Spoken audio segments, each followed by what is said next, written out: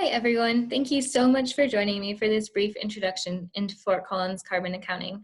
I hope you're having a wonderful Earth Day or Earth Week and enjoying all of the resources and videos that have been put together for us to celebrate together.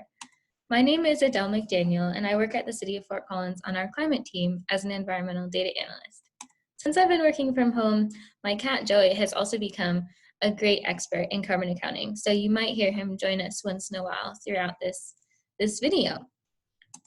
One of the things that I do as an environmental data analyst is complete the Fort Collins Community Greenhouse Gas Inventory, or carbon inventory.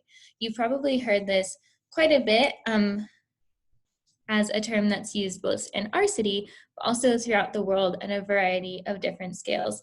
And it's a very useful tool that helps us to track emissions that have been produced within our city. So it's a past record, but it also helps us identify where we might be able to reduce emissions moving forward as well. So in our inventory, we look at a variety of different activities, or in other words, just things that we all do, and we bucket them into 5 categories to understand where our emissions are coming from. So first, we look at electricity. This one is probably very common. We use electricity in our homes, our businesses and industries, street lights, all sorts of things. Natural gas is similar, of course, also in our homes and businesses. Transportation, waste that goes to our landfill, and also water. When we treat water, it does produce some emissions. And there's Joey.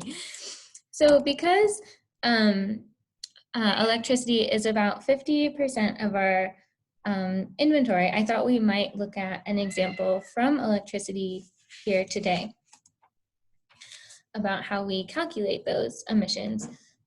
So we start with electricity use, and just like when you get your electricity bill in the mail or in your email, you know how much you have used and how much it costs.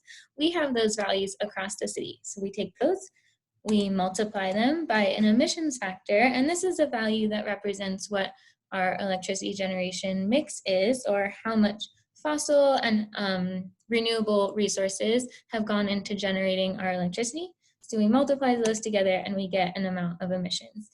That's a pretty high level view, so it might be more fun to look at an example that might be in our lives a little bit more. So I like toast. Hopefully you like toast too. So I looked up the average operating demand for a toaster and found out that it's 1.23 kilowatts for an average toaster. And in order to know how much electricity is being used, we have to know for how long that is it's being used. So 1.23 kilowatts used for 1 hour, that means our electricity use is 1.23 kilowatt hours. So we take that value, we multiply it by our emissions factor, which again just represents our fossil and renewable resources mix that goes into generating our electricity. We multiply them together and we get a certain amount of emissions. In general, we use metric tons of carbon dioxide equivalents to represent our emissions, and this is a common unit that we use across our inventory as well as inventories across the world. But that value on such a small scale is really hard to wrap your brain around, I think at least. So I converted the metric tons into pounds, and so running your toaster for a whole hour, which potentially is quite excessive, but who knows, generates about 1.7 pounds of carbon dioxide equivalents. For comparison, in 2018, electricity use across our community was greater than 1 million metric tons of carbon dioxide equivalents. So that's a lot of toast, you guys. Gotta calm down. So maybe you don't actually want to calculate greenhouse gas emissions all by yourself, and I get that. I make a lot of mistakes, and so it might be easier to use a greenhouse gas equivalencies calculator. Luckily, the EPA has created this awesome resource for us. So if we go through, we can go do an example. Let's say we want to do the same one. So we know that we've used 1.23 kilowatt hours of electricity.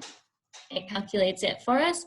And we find a very similar value to what we had. You can also convert it to pounds if that's easier.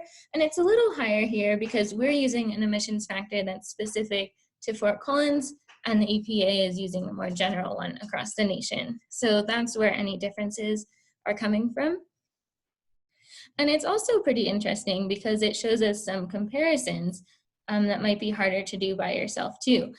So toasting something in your toaster for an hour produces a similar amount of greenhouse gas emissions as driving an average car 2.2 miles. So this is a really cool tool. I encourage you to check it out. Again, it's the EPA's greenhouse gas equivalency calculator. Another thing that I'd like to point you to is our Fort Collins Climate Action Plan dashboard. And this won't help you do your own calculations, but it shows you a lot of measures and indicators that we look at for planning our climate action in our community. So here you can see a lot of the things that I've already been talking about in terms of emissions and across the years that we have had a carbon inventory, but you can also look at a variety of other indicators too, and keep drilling down into whatever resource area you're most interested in. So if you're most interested in electricity, you can see a variety of measures that relate to electricity emissions, as we see here. And you can do that for any one of the resource areas. Pretty soon we should be finishing up our 2019 data, and it'll be updated when we have that available. So keep checking back if you're really excited. Finally, we didn't go through examples for all the other categories, but they do work somewhat similarly. And I'm always happy to answer any questions or to hear your thoughts about this process.